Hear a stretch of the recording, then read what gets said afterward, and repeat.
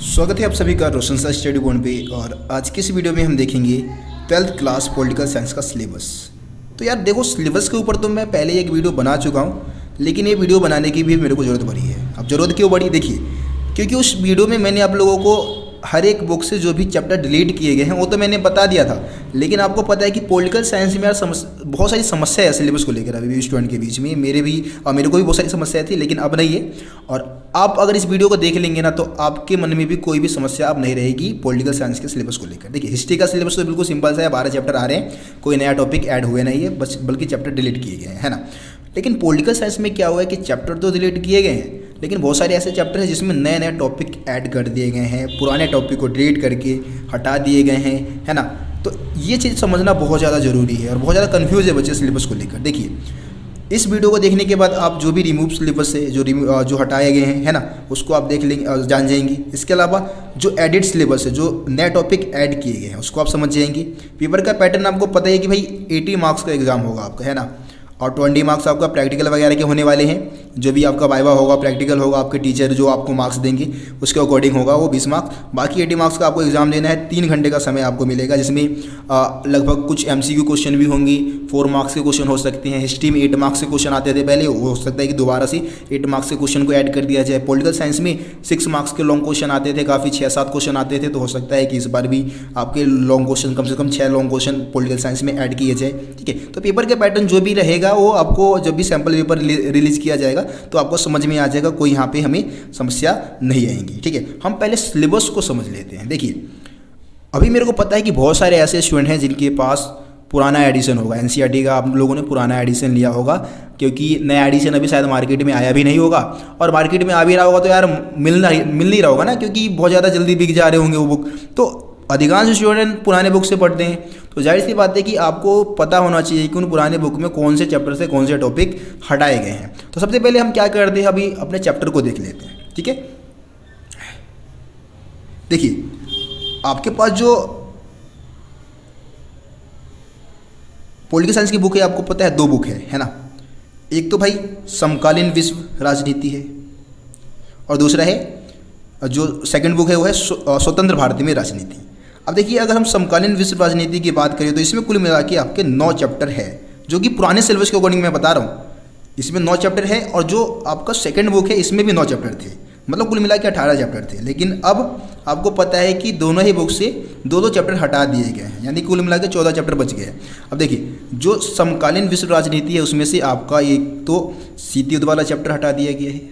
ठीक है, cold war वाला जो चैप्टर था उसको हटा दिया है। इसके अलावा आपका ये जो समकालीन विश्व में अमेरिकी वर्चस्व वाला जो तीसरा चैप्टर था, इसको भी हटा दिया गया है। तो फर्स्ट बुक से तो भाई समकालीन विश्व राजनीति वाले बुक से तो 2 चैप्टर ये डिलीट कर दिए गए। दूसरी तरफ हम आ जाते हैं स्वतंत्र भारत में राजनीति, जो कि सेकंड बुक है। इससे एक तो एक दल के प्रभुत्व का दौर वाला जो चैप्टर है, जिसमें कांग्रेस पार्टी का गुणगान किया गया था, कांग्रेस पार्टी के प्रभुत्व का दौर समझाया गया था। ठीक है, ये चैप्टर डिलीट है। और इसके अलावा एक आपका 7वां चैप्टर डिलीट है, जन आंदोलन का उदय। ठीक है, ये 2 चैप्टर आपका डिलीट किया गया है। तो ये तो आपका डिलीटेड सिलेबस हो गया। अब जो भी चैप्टर में ऐड किए गए जो सिलेबस है, उसको भाई हम कहाँ से पढ़ेंगे, मतलब हम कहाँ से जानें। देखिए, तो आप अगर जो भी ऐड वाले जो सिलेबस है, जो भी नए टॉपिक ऐड किए गए हैं, उसमें आप NCERT मतलब जो CBSE है उसने क्या किया है, अपना जो सर्कुलर जारी किया था उसमें सारे टॉपिक को ऐड कर रखे हैं। तो यहाँ पे मैंने हिंदी में आप लोगों के लिए हिंदी में उसको कन्वर्ट करके आपको समझाने की कोशिश की है। जैसे कि आप जो भी चैप्टर पढ़ेंगे, आपको पता है कि जो समकालीन विश्व राजनीति है, ठीक है, जो आपकी फर्स्ट बुक है पॉलिटिकल साइंस की, उसमें से आपको पता है कि पहला जो चैप्टर है शीत युद्ध का दौर, वो हटा दिए गए। दूसरे चैप्टर का नाम क्या है, द्विध्रुवीयता का अंत, है ना। 2 ध्रुवीयता का अंत जो चैप्टर है, इसमें से आपको कौन से टॉपिक पढ़ने हैं। देखिए, आप यहाँ पे देख सकते हैं, एक तो आप सोवियत संघ का विघटन का जो टॉपिक है उसको आप समझेंगे। इसके अलावा एक ध्रुवीय विश्व, इसमें आप कहीं ना कहीं अमेरिकी वर्चस्व का जो थोड़ा सा जो टॉपिक है उसको ऐड किया गया है, एक ध्रुवीय विश्व जिसमें अमेरिकी वर्चस्व की बात की गई है।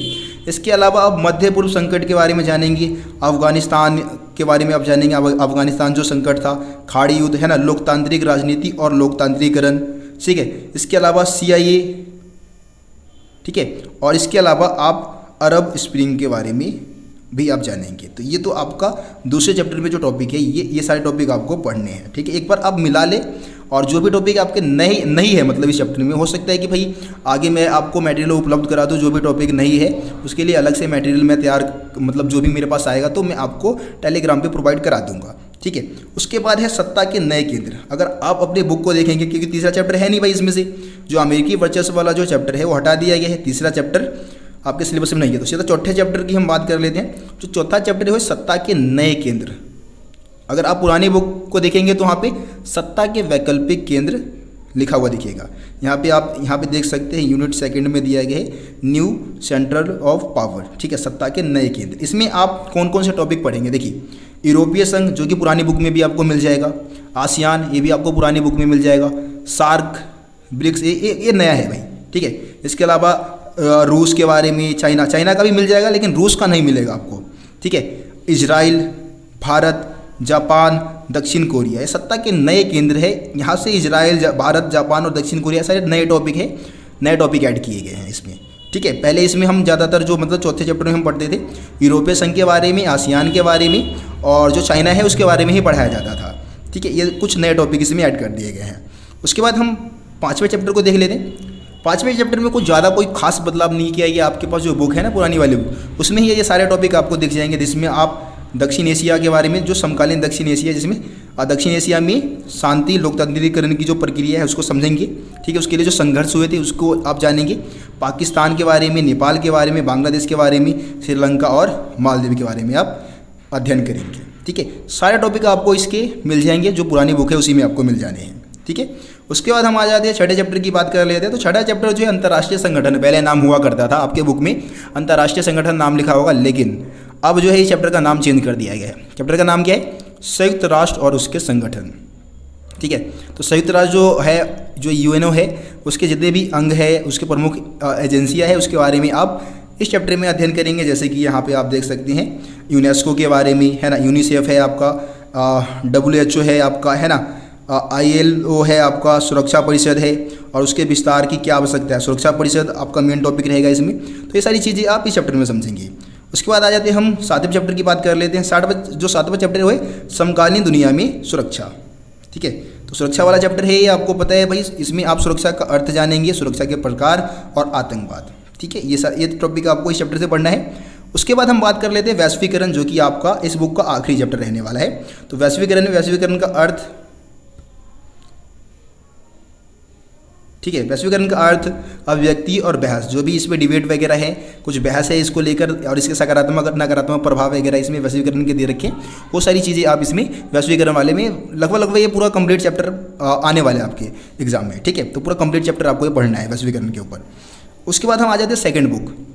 देखिए सेकेंड बुक का नाम क्या है, स्वतंत्र भारत में राजनीति, ठीक है। तो स्वतंत्र भारत में जो राजनीति है, ये जो मतलब बुक है, इसमें से भी 7 चैप्टर आ रहे हैं, जिसमें से पहला चैप्टर है राष्ट्र निर्माण की चुनौती, ठीक है। तो राष्ट्र निर्माण की चुनौती में आप राष्ट्र और राज्य, राष्ट्र निर्माण की जो कहानी है उसको समझेंगे। सरदार वल्लभ भाई पटेल और राज्यों का एकीकरण, मतलब सरदार वल्लभ भाई पटेल ने राष्ट्र के एकीकरण में जो भूमिका निभाई थी उसके बारे में आप पढ़ेंगे, ठीक है।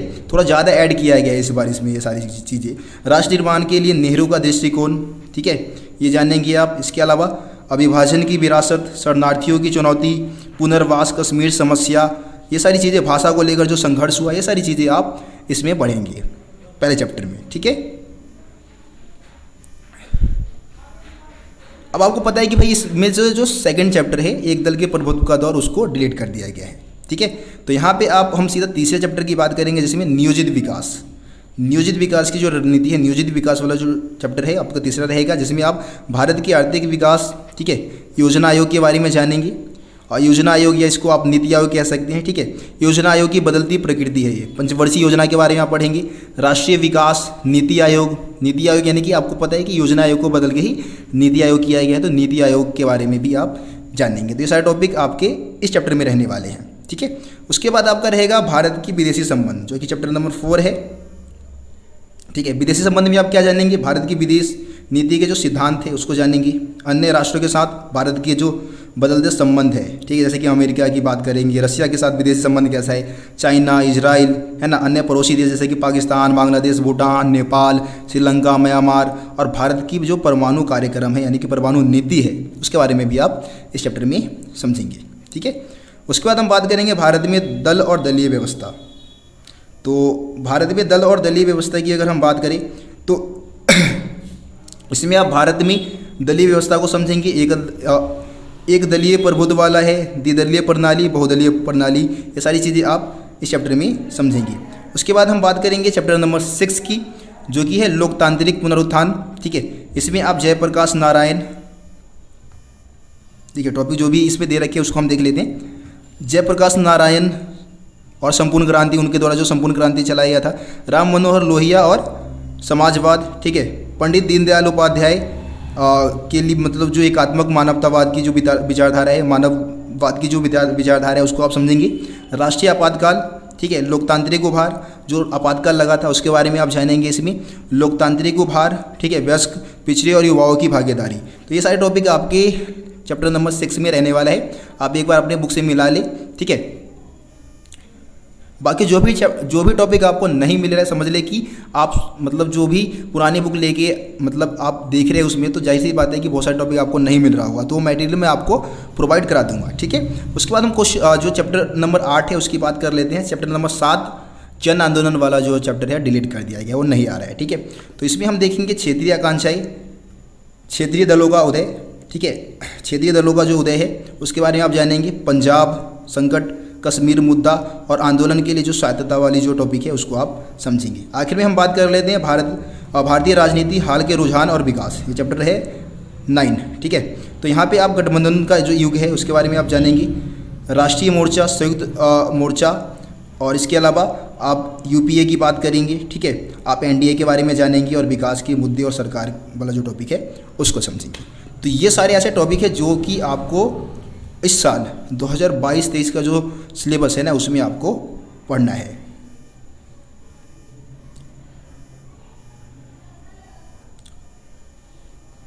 यहाँ पे जो इंग्लिश मीडियम के स्टूडेंट है भाई, जो इंग्लिश मीडियम के स्टूडेंट हैं उनको जाहिर सी बात है कि उनके लिए अलग से मैं पीडीएफ टेलीग्राम पे सेंड कर दूंगा, तो वहाँ से आप लोग देख लेना। बाकी मेरे ख्याल से अब आपको सिलेबस को लेकर कोई भी डाउट आपके मन में नहीं होगा, कोई भी समस्या नहीं होगा। ठीक है, और आगे जो आपके चैप्टर की वीडियो है यार, मैं आगे कुछ समय से ही मतलब वीडियो बनाने की कोशिश कर रहा हूँ, लगातार वीडियो बना भी रहा हूँ। हिस्ट्री पॉल साइंस दोनों की वीडियो बनाने की कोशिश कर रहा हूँ।